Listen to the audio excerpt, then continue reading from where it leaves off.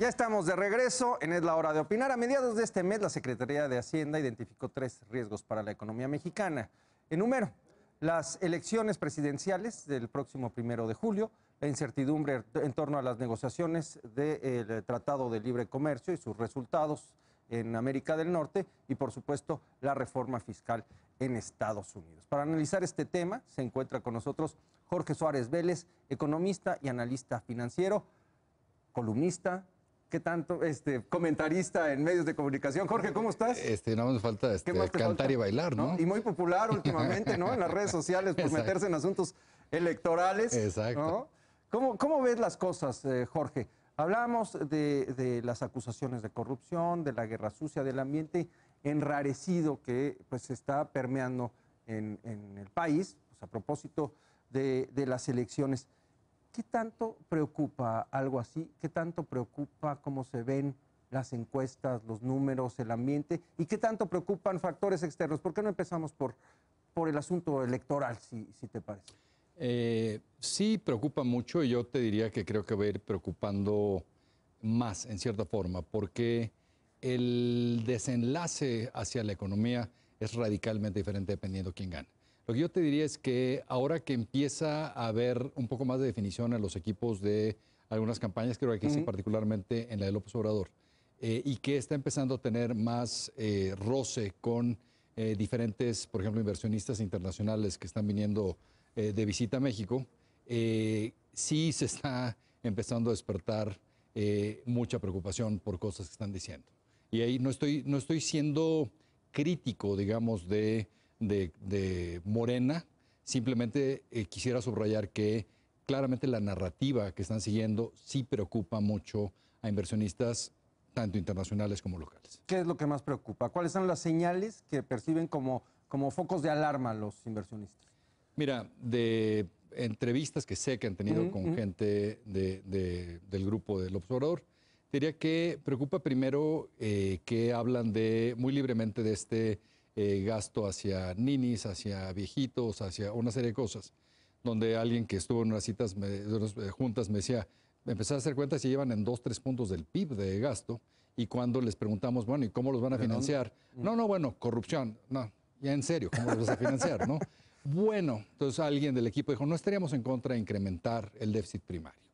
Eso es lo peor que le puede decir un inversionista, porque lo que está diciendo alguien que tiene bonos emitidos por el gobierno es que van a emitir muchos más bonos porque tienen que financiar un déficit. Se va a endeudar mucho más. Se va a endeudar. Y entonces, en la medida en que lo hagas, pues el bono que yo tengo va a valer menos porque hay mucha más oferta. Entonces, esa es una. En otros decían que notaban un equipo muy débil en temas de, por ejemplo, me decían en una de las citas que tuvieron, que alguien les preguntaba, bueno, ¿y qué con la política ambiental? Entonces decían, no, vamos a hacerlo muy bien. Entonces alguien les decía, oye, pero pues están ustedes proponiendo estas refinerías, lo cual va contra el medio ambiente. O sea, cosas así, donde hay poca congruencia. Pero más allá de eso, lo que yo te diría es que hay enorme preocupación de una plataforma en la que te están diciendo, hay que regresar a la autosuficiencia alimentaria, hay que volver a... ¿Alguien en este mundo puede regresar a eso? O sea, no solo eso, a ver, el público que nos está viendo, les hago una pregunta. En 2016, ¿por qué concepto recibió México más divisas? ¿Por turismo, por petróleo, por remesas o por exportaciones agropecuarias? Fueron por exportaciones agropecuarias. Entonces, lo que hemos visto en México es que se ha dado una reasignación de capital hacia aquellas áreas donde México es altamente productivo y competitivo. Yo prefiero que México esté produciendo mucho brócoli, ajo, aguacate y una serie de cosas para los que somos realmente muy buenos para producirlo, y que compres de otros países lo que ellos pueden hacer mejor. Y cuando hablas de autosuficiencia, México es autosuficiente, por ejemplo, en maíz, que es algo que López Obrador parece no saber, para consumo humano. Sí. México lo que exporta de granos es para forrajes, para consumo animal. O sea, hay cosas que están bien ahí, pero cuando alguien te dice que su plataforma pasa por asfaltar cabeceras municipales y plantar árboles frutales, dices, oye, sí se dieron cuenta que ya este es el siglo XXI, ¿va? Y que estamos en una revolución tecnológica que nos está dejando atrás muy rápido. Entonces, lo que querrías es que haya conciencia de el nivel de cambio que viene.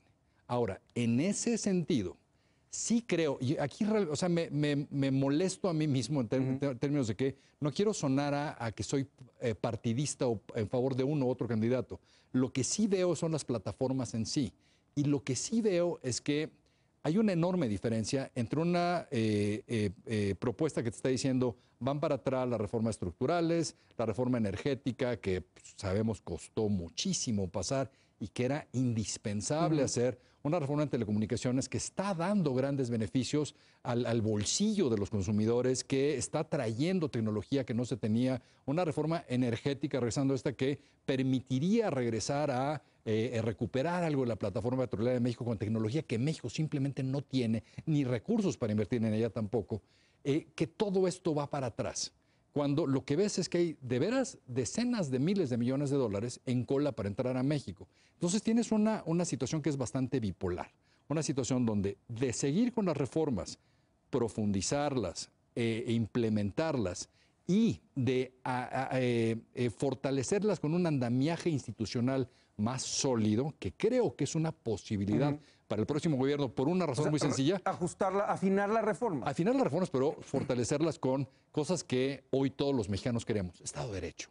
O sea, metámosle mucho más a fiscalías independientes, a un aparato judicial que funcione, que sea más independiente, Además, que esté empoderado. esos son los temas que le importan al electorado, ¿no? Absolutamente. Corrupción, Estado de Derecho. Pero imagínate que tuviéramos un gobierno, el siguiente, que sí implemente esas reformas, que han ido arrancando bien, pero que se meta también en este tema.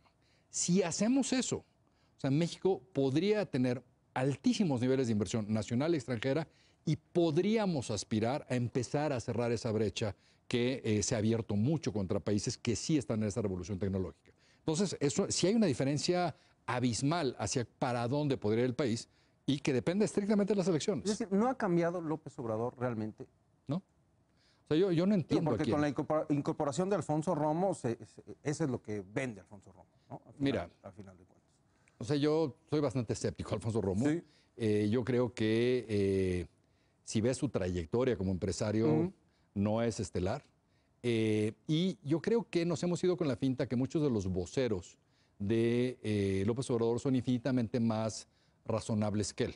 O sea, el otro día veía yo a Tatiana Cloutier. Sí. Decía, ojalá que López Obrador pensara lo que esta mujer piensa, pero no lo piensa. O sea, eso lo sabemos. Después oyes la toma de protesta que hizo con Encuentro Social. Sí, claro, claro. Y yo tenía la quijada en el piso. La Constitución moral. No, nunca pensé que hubiera un político mexicano decir las cosas que dijo. Entonces, esa parte me preocupa en sobremanera. Cuando dices de mis ataques a redes sociales, me atacan mucho de que dicen que odio a López Obrador. Les juro por mi madre, que seguro me está viendo, que no lo odio.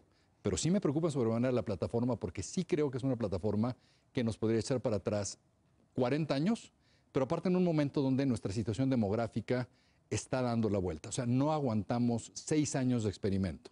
O nos montamos en ese desarrollo que México podría detonar, o ya no lo hicimos. Y esas bases sí están puestas a través de las reformas. Evidentemente es decir, las reformas sí están bien encaminadas. Absolutamente.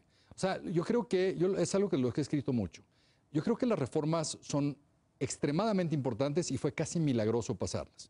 Creo que sí hay cosas que criticar de cómo se pasaron, porque sí se pasaron a billetazos y eso genera mucho ruido. Pero lo que a mí me preocupa es que el gran problema que ha tenido esta administración es corrupción. Y el que genere tanto enojo y justificado esa corrupción y que se haya generado tanta inseguridad, que se hayan generado muchos problemas que los conocemos de sobra, de repente te pone en riesgo el paradigma. Entonces, de repente lo que la gente dice, no, estos neoliberales, estos, no tienen nada que ver. O sea, una cosa ha estado ocasionada por un muy mal manejo político y por, evidentemente, una falta de capacidad moral de la administración. Pero las reformas son buenas. Y hay muchas cosas, o sea, cuando la gente dice que este tema neoliberal o este modelo no funciona, volteen a ver Aguascalientes. O sea, o Querétaro, son los estados que más están en ese paradigma. Y crecen como locos, crecen a tasas que países asiáticos envidiarían. O sea, la parte que es más como lo que Morena quiere, pues es Oaxaca, Campeche, Tabasco, estados que dependen del petróleo, de materias primas, que nos restan crecimiento. Claro, pero que nos están literalmente restando. Entonces, o sea, yo creo que eso es lo que está en juego.